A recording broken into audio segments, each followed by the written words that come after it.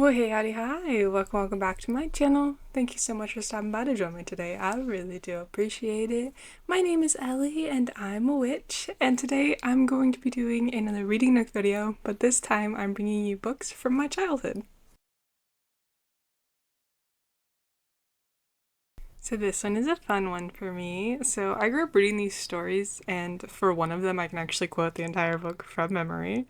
But I thought this would be a fun little cozy video for fall. And these are not in a particular order, but I will say that of the four books, Where the Wild Things Are is probably my fourth favorite. I will do this review a little different than normal. Of course, I'll still give you the breakdown, so full spoilers. And then I'll actually read you guys the story, very much like how a teacher would read to her kindergartners. There will be chapters so you guys can jump around the sections, especially if you only care about the reviews. But we will start with Where the Wild Things Are by Marie Sendak, and in this we follow Max, who dons his wolf costume and gets up to some mischief. And Max is sent to his room without supper as a result. That night, a forest grows in Max's room. Now it continues to grow and it comes with a boat, so he starts to sail the ocean for weeks until he comes to a place where the wild things are. Max tames them nearly instantly and becomes their king. He then starts a wild party, and when he tires, he sends them all to bed without their supper. He realizes that he doesn't like being king and gets back on his boat to go home. The wild things don't want him to leave, he leaves anyway. When he gets back home, his supper is waiting for him.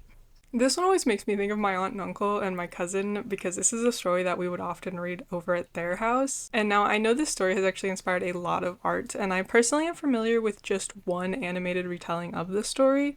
The 2009 movie looks kind of good though, but I haven't seen it, and I think I might now that this video is coming out. What I didn't know is that this book was published in 1963, and I knew it wasn't a 2000s book, but that was a lot longer ago than I anticipated.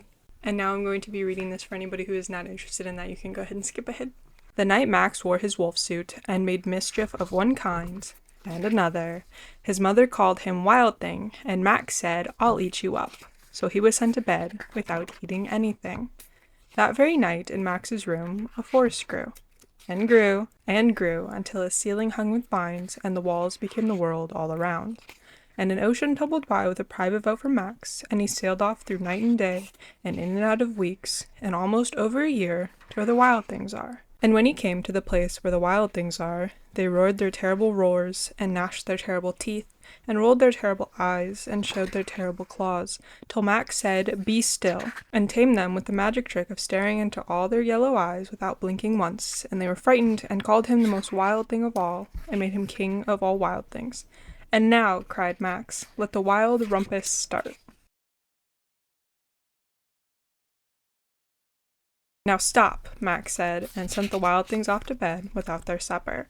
And Max, the king of all wild things, was lonely and wanted to be where someone loved him best of all. Then all around, from far away across the world, he smelled good things to eat. So he gave up being king of where the wild things are. But the wild things cried, "Oh, please don't go. We'll eat you up. We love you so." And Max said, "No." The wild things roared their terrible roars, and gnashed their terrible teeth, and rolled their terrible eyes, and showed their terrible claws, but Max stepped into his private boat and waved goodbye, and sailed back over a year, and in and out of weeks, and through a day, and into the night of his very own room, where he found his supper waiting for him, and it was still hot. Next, we have Harry and the Terrible Whatzit by Dick Gockenbach. We follow Harry, who hates the cellar. He just knows that there's something bad down there, and he tries to stop his mother from going down, but she says they need pickles, and she goes down anyways. Harry waits for her to return, but she just doesn't, so he has to brave the cellar to find his mother. Broom in hand, he creeps downstairs, but behind the furnace he sees it, the double-headed, three-clawed, six-toed, long-horned whatzit. He demands to know where his mother is, and the whatzit says that he saw her by the pickle jar.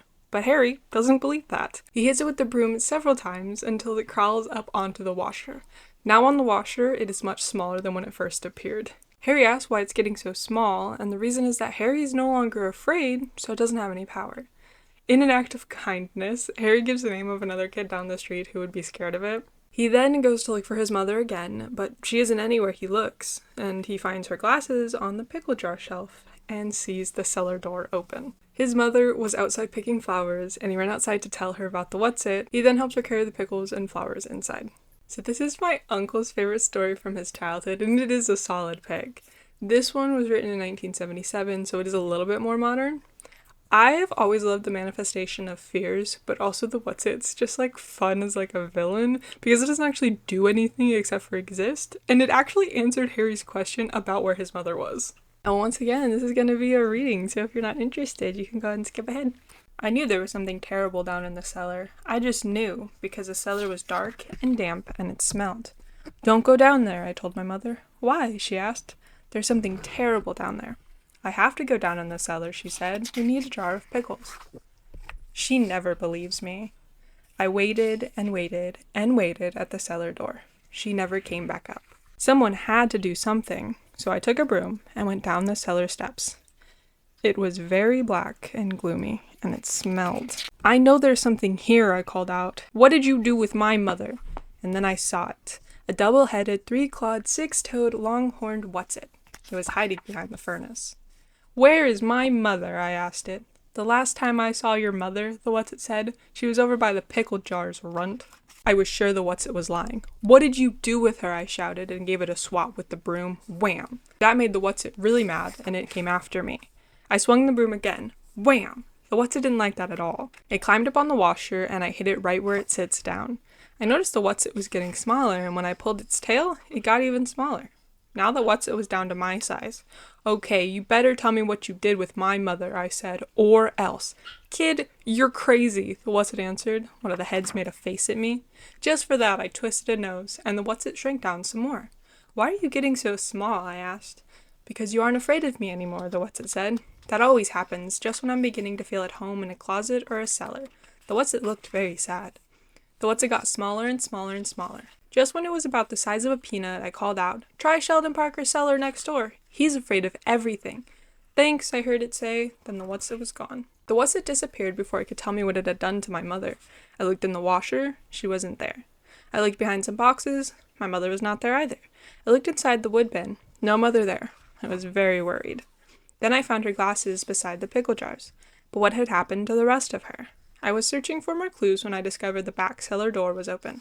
I looked outside, and there in the bright sunlight was my mother picking flowers. Boy, was I glad to see her. "I found your glasses in the cellar," I said. "Thank you, Harry," she said.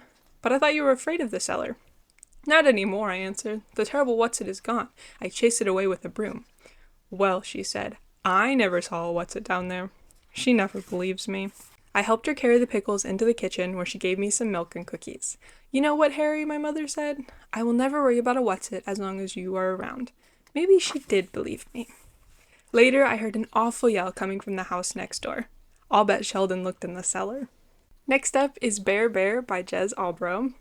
Now this is very, very simple. We follow a polar bear when he gets home and he starts to undress, leading up to him getting into the shower, where we get a little sneak peek that we probably shouldn't. This one was published in 1984, so I accidentally reviewed these three in order of publish date.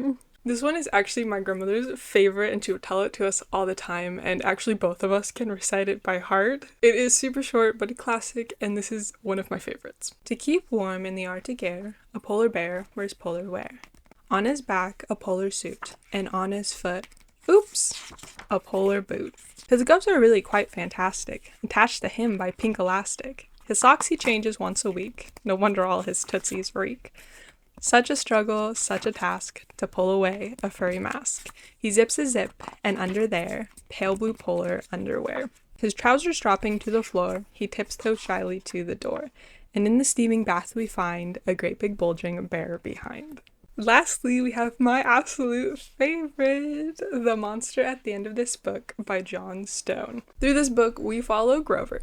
He doesn't fully read the first page, so when you turn the page, he asks what it was that the first page said, and he says, "Is there really a monster at the end of this book?" He then is doing everything in his power to stop you from continuing through the book. He starts by just asking you not to turn the page, but that doesn't work. So he tries to tie the pages together, but that doesn't work. He then nails the pages together, but it still doesn't work. Then he tries to create a brick wall to stop us from turning the page, but we are far too strong for that, and it doesn't work. His last attempt is to beg you not to turn the page, but of course we turn the page anyways. And who is the monster at the end of the book? No one but lovable old Grover. Published in 1971, this is my favorite, but I truly couldn't tell you why. I tried to craft a concrete list of first to fourth favorite, and I can't really decide between Harry and Bear Bear, but this one is absolutely my favorite. So this is the last book I will be reading. This one has the most emotion. This is probably the most embarrassing to read out loud, but here we are. The monster at the end of this book. This page is very dull. What is on the next page? What did that say? On the first page, what did that say? Did that say there'll be a monster at the end of this book? It did? Oh, I am so scared of monsters. Shh, listen, I have an idea. If you do not turn any pages, we will never get to the end of this book. And that is good because there's a monster at the end of this book. So please do not turn the page. You turned the page!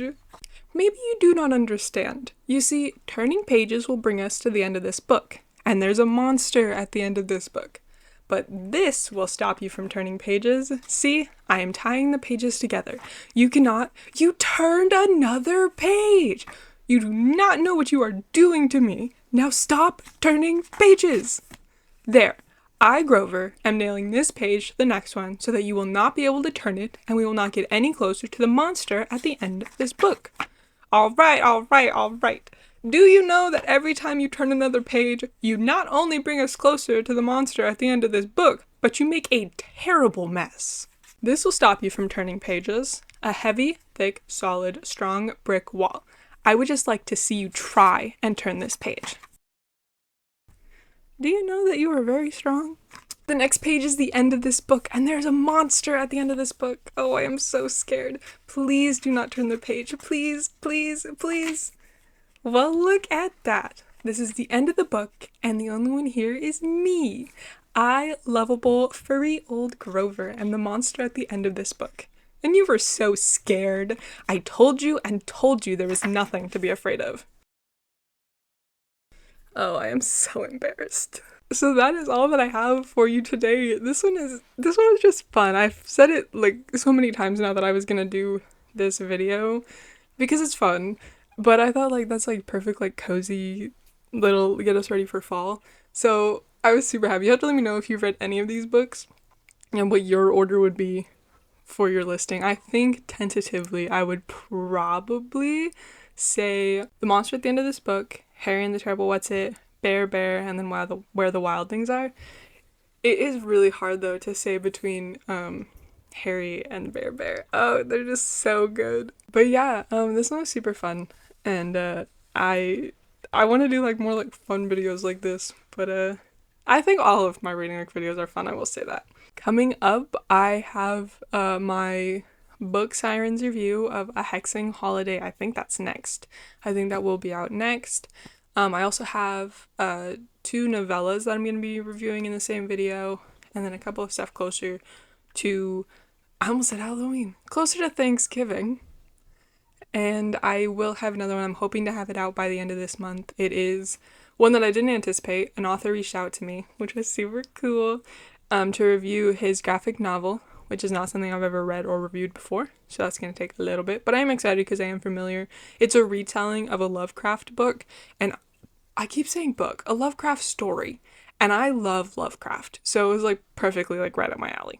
But yeah, also I don't think I've said it yet, but can we appreciate how I finally put up all of my prints from Mothman Fest?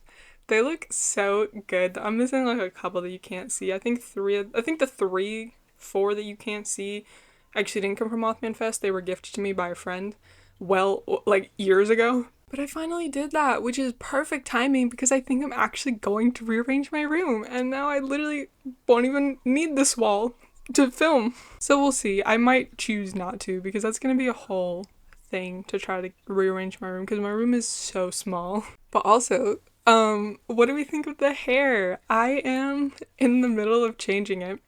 I did a color remover, and so I'm blonde because the orange came out really well. But the purple turned out blue, which is fine because like the blue is really nice and so it doesn't look too bad. I think I look stupid as a blonde. But it's different, but I'm gonna try another color move. I just needed this to dry and we're gonna see because I'm dyeing a different color. So this is just the interim. But I was too excited to not film this video like as soon as possible.